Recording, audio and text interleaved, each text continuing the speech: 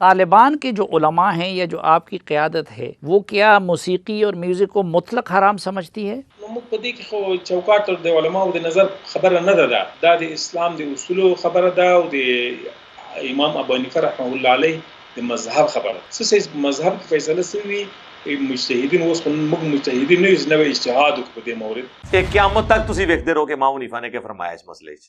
بھئی تمہارا کام تھا تم یہ کہو کہ میں دیکھوں گا قرآن اور سنت میں کیا ہے. آپ نے پہلی بات کر کے امت کو توڑ دیا، اور یہ امت تو حضرت ابوبکر کے اوپر بھی نہیں جوڑ سکتی. شیعہ کا ان سے اختلاف ہے، جب حضرت ابوبکر پہ امت نہیں جوڑ سکتی ہے تو آپ امام حنیفہ پہ کیسے امت کو جوڑیں گے؟ آپ کو رسول اللہ کی بات کرنی چاہیے صلی اللہ علیہ وآلہ وسلم. اور یہ یاد رکھیے گا، اگر کسی مسئلے کو نبی علیہ السلام نے ان اٹینڈڈ چھوڑا ہے اور بعد میں کسی امام نے اس معاملے میں رائے دی ہے تو وہ رائے سے زیادہ کچھ بھی نہیں ہے، وہ دین نہیں ہے. ہم اس کے مخالف بھی رائے آپ کو دکھا دیں گے. اور بخاری مسلم دونوں میں حدیث ہے، سب سے بہتر زمانہ میرا، پھر صحابہ کا، پھر تابعین، پھر تبع تابعین، اس کے بعد جھوٹے لوگ پیدا ہوں گے، امانت میں خیانت کریں گے اور موٹاپے کو پسند کریں گے. تو پیٹ کا بڑا ہونا خلاف سنت ہے. کیڑا مولوی ہے جڑا چٹے کپڑے پاندا ہے اور دا ٹھڈ نہیں وڈیا ہویا؟ حضرت عیسیٰ ابن مریم انفی نہیں ہوں گے، یہ نبی اسلام نے بتایا. آپ کہیں گے کہ حدیث میں تو لکھا ہی نہیں ہوا.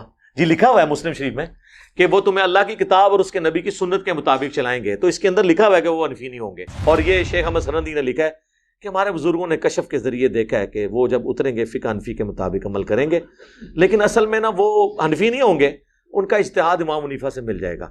اور آگے لکھا ہے کہ بالفرض اگر اس امت میں کوئی نبی ہوتا تو فقہ حنفی کے مطابق عمل کرتا. یہ بھی لکھا ہے نال، فقہ حنفی میں سے ہوتا. تبلیغی جماعت والے بڑے بڑے بزرگوں سے بڑے مجمع میں یہ بات سنی ہے، وہ کہتے ہیں جی عطا اللہ شاہ بخاری صاحب فرماتے تھے کہ اگر اس امت میں کوئی نبی ہوتا تو یوسف کاندلوی صاحب ہوتے. جی الیاس کاندلوی کا جو بیٹا تھا نا، وہ تبلیغی جماعت کا دوسرا امیر. اگر شیخ احمد سرندی کو یہ حق حاصل ہے کہ وہ یہ کہیں کہ اگر کوئی پیغمبر ہوتا تو فقہ حنفی سے ہوتا، تو اس کے بعد والا ایک حنفی اپنے ایک حنفی عالم کے بارے میں کہہ دے کہ شیخ احمد سرندی نے تو نام نہیں بتایا تھا، میں ایک سٹیپ اور آپ کو طے کرواتا ہوں، وہ یوسف کاندلوی صاحب تھے.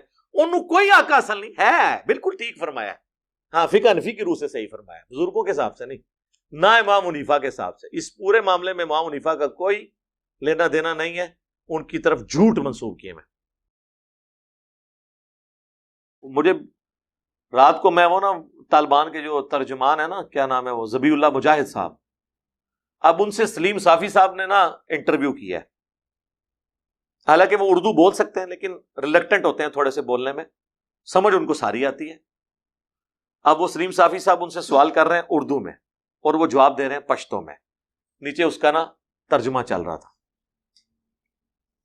سلیم صافی صاحب کو تو پشتو آتی ہے، تو وہ پھر اس لیے وہ کمفرٹیبل تھے ان سے کاؤنٹر کوسچن کرنے کے اوپر. اور جب وہ کوسچن کرتے تھے تو اس کو بھی اردو آتی ہے، اس کو بھی سمجھ آ رہا ہے مجھ سے سوال کیا کر رہے ہیں. تو میوزک کے اوپر سوال ہوا نا، تو اب اس نے پورے اس یعنی اپنے پروگرام میں کوئی قرآن حدیث نہیں بیان کیا. وہ کہتے ہیں جی آپ کو پتہ ہے، ہم دیکھیں گے امام حنیفہ نے کیا فرمایا اس مسئلے میں. طالبان کے جو علماء ہیں یا جو آپ کی قیادت ہے وہ کیا موسیقی اور میوزک کو مطلق حرام سمجھتی ہے؟ موږ په دې کې خو چوکاټ د علماو د نظر خبره نه ده، دا د اسلام د اصولو خبره ده او د امام ابو حنیفه رحمه الله علیه د مذهب خبره. څه مذهب کې فیصله شوی مجتهدین اوس موږ مجتهدین نه یو نوې اجتهاد وکړو په دې مورد. ایک قیامت تک تسی ویکھتے رہو کہ امام حنیفہ نے کیا فرمایا اس مسئلے چ. بھئی تمہارا کام تھا تم یہ کہو کہ میں دیکھوں گا قرآن اور سنت میں کیا ہے.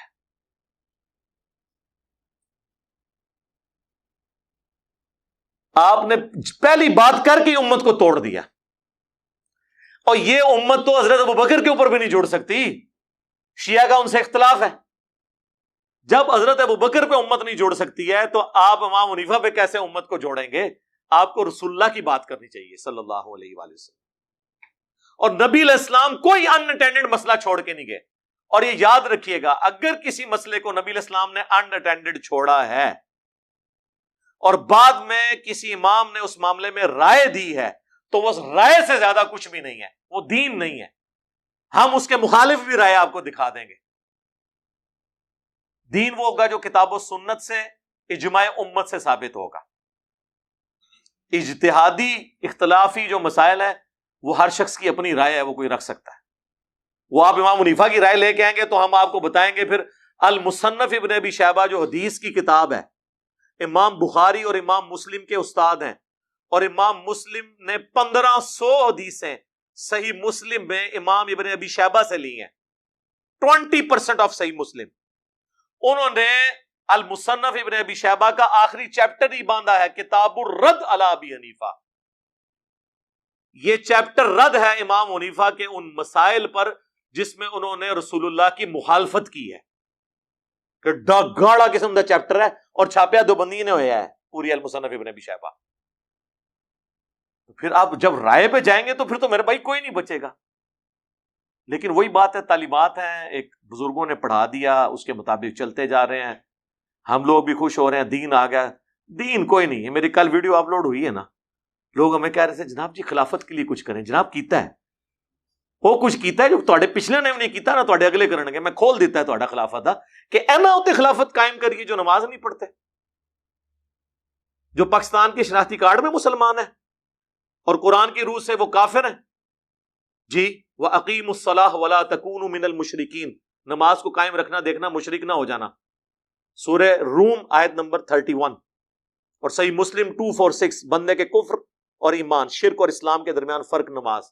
لیاؤ ہاں کیڑا جے مسلمان۔ اور جامعہ ترمذی کی حدیث کہ ہم میں اور منافقین میں فرق نماز کا ہے، جس نے نماز کو ترک کیا نبی علیہ السلام نے فرمایا اس نے کفر کیا۔ اور جامعہ ترمذی میں عبداللہ بن شقیق تابعی کا قول کہ صحابہ اکرام تارک الصلاح کی تکفیر کرتے تھے۔ لیاؤ ہاں جی کیڑا مسلمان ہے، ان کی خلافت قائم کرنی ہے۔ ابھی یہ زبان کے چسکے اور یہ سارے معاملات چل رہے ہوتے ہیں۔ یہ ساری چیزیں اس وقت ہے میرے بھائی جب ٹیٹم لیول کا دین۔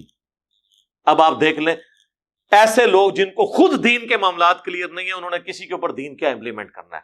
ہمارا دین امپلیمنٹ یہ ہوتا ہے کہ چٹے کپڑے پوا دو، سارے نو پگڑیاں پوا دو، ٹخنا دو تے شلوار کرا دو، عورتوں کو آپ برقع پہنا لیں، یہ دین ہو گیا۔ یہ دین کی ایک جز نہیں ہے، جز بھی نہیں ہے۔ لباس سنت کے مطابق، پیٹ منافقین والا۔ کتاب اللباس میں صرف آپ کے کپڑے نہیں آتے۔ نبی علیہ السلام نے کیا ہمیشہ سفید کپڑے پہنے ہیں؟ نہیں۔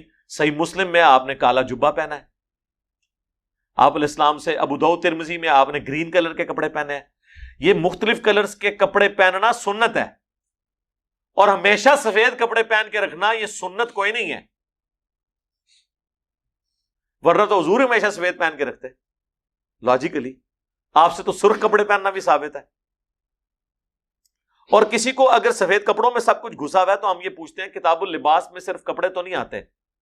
بخاری مسلم میں کتاب اللباس جو چیپٹر ہے اس میں حضور کے گیٹ اپ پورا آتا ہے۔ شمائل ترمذی ایک پوری کتاب ہے جس میں حضور کے گیٹ اپ ہے، یعنی گیٹ اپ میں آپ کے بال کس طرح تھے، آپ کی داڑھی کس طرح تھی، یہ بھی کتاب اللباس ہے۔ داڑھی بھی کتاب اللباس ہے، پیٹ بھی کتاب اللباس میں آئے گا۔ اور بخاری مسلم دونوں میں حدیث ہے سب سے بہتر زمانہ میرا، پھر صحابہ کا، پھر تابعین، پھر تبع تابعین، اس کے بعد جھوٹے لوگ پیدا ہوں گے، امانت میں خیانت کریں گے اور موٹاپے کو پسند کریں گے۔ تو پیٹ کا بڑا ہونا خلاف سنت ہے۔ کیڑا مولوی ہے جڑا چٹے کپڑے پاندا ہے اور ٹھڈ نہیں وڈیا ہویا؟ تو چٹے کپڑے اپنا ٹھڈ چھپا کے کہہ رہا ہے میں سنت کے مطابق ہے۔ جدوں تک تیرا ٹھڈ نہیں سنت کے مطابق ہوتا، جب تک تیرا پیٹ ٹما سنت کے مطابق نہیں ہوتا تیرا، ادو تک تو سنت کے مطابق نہیں ہے۔ اتنے موٹے موٹے کرتے پہنے ہوتے ہیں، وہ جو بڑا سیٹر جو صوفہ ہے اس کے اندر بھی ایک طرف گوشت کا لوتھڑا ادھر لٹک رہا ہوتا ہے، ایک طرف ادھر لٹک رہا ہوتا ہے، اور سفید کپڑے کے اندر اور سنت میں سب کچھ چھپایا ہوا جی، اوپر پگڑی پہن کے جی واہ سنت۔ سنت پگڑی اور کپڑے اس وقت ہوں گے جب تیرا پیٹ بھی سنت کے مطابق ہوگا، ورنہ آپ کہیں کہ ہمارے علماء سنت کے مطابق لباس پہنتے ہیں سوائے پیٹ کے۔ پیٹ ان کا جو ہے نا وہ توندے ان کی جو ہوتے ہیں منافقین اور کافروں والی ہوتی ہیں جی۔ سورۃ المنافقون میں آپ دیکھ لیں، اللہ تعالیٰ نے کہا کہ آپ منافقین کے جسموں کو دیکھیں تو آپ کو تعجب میں ڈال دیں گے، موٹے موٹے تازے تازے۔ بنو امیہ والے پیٹ ہیں ان کے، ہاں جی۔ یہ دین نہیں ہے صرف میرے بھائی، سب سے پہلے آپ کا بیسک تطہیر ہو، آپ کو پتا ہو دین کس چیز کا نام ہے، کن عقائد و نظریات کا نام ہے، پھر آگے معاملات چلیں گے۔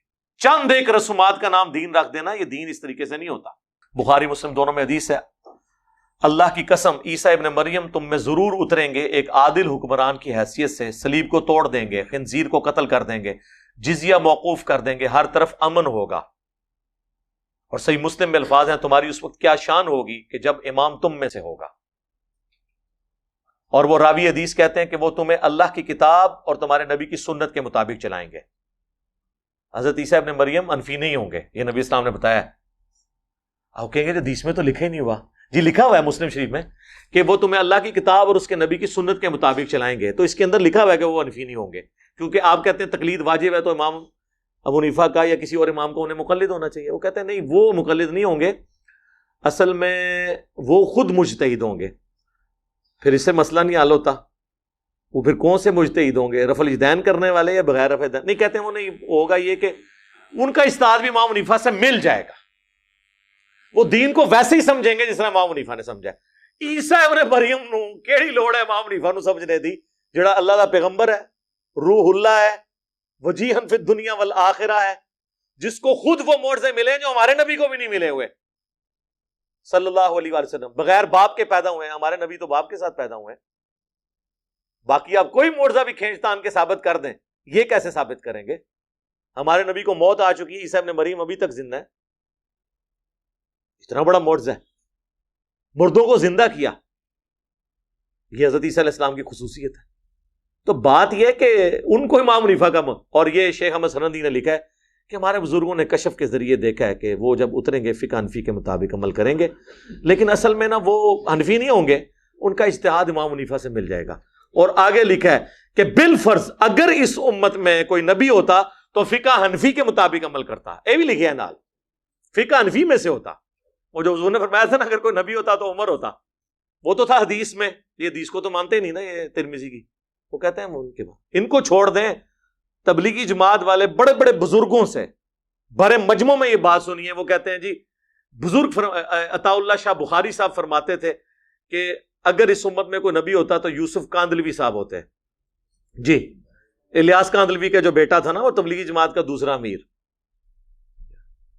اگلے دن ایک کرنل صاحب آئے، وہ رائے ونڈ کے ساتھ بھی اٹیچ ہیں، کئی سالوں سے تبلیغی جماعت، کہتے ہیں میں کانپ اٹھا، میں جماعت میں نکلا ہوا تھا، میں باہر نکل کے پھر میں نے کمرے میں آ کے میں نے کہا باہر تو نکلنے سی اتنے کھلونا چاہیے تھا سی، کہتے نہیں وہ بہت بڑے حضرت آئے ہوئے تھے رائے ونڈ سے تو وہ تقریر کر رہے تھے۔ میں نے کہا یار کتنے بے شرم لوگ ہیں، یہ بات کرتے ہیں، ان کو شرم بھی نہیں آتی یہ بات کرتے ہوئے، ان کی زبانوں کو لگام دینے والا بھی کوئی نہیں۔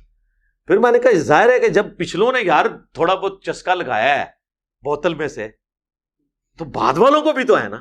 اگر شیخ احمد سرندی کو یہ حق حاصل ہے کہ وہ یہ کہیں کہ اگر کوئی پیغمبر ہوتا تو فقہ حنفی سے ہوتا، تو اس کے بعد والا ایک حنفی اپنے ایک حنفی عالم کے بارے میں کہہ دے کہ شیخ احمد سرندی نے تو نام نہیں بتایا تھا، میں ایک سٹیپ اور آپ کو طے کرواتا ہوں، وہ یوسف کاندلوی صاحب تھے، انہوں کوئی حق حاصل نہیں ہے۔ بالکل ٹھیک فرمایا، ہاں فقہ حنفی کی روح سے صحیح فرمایا، بزرگوں کے حساب سے نہیں، نہ امام حنیفہ کے حساب سے۔ اس پورے معاملے میں امام حنیفہ کا کوئی لینا دینا نہیں ہے، ان کی طرف جھوٹ منسوب کیے میں۔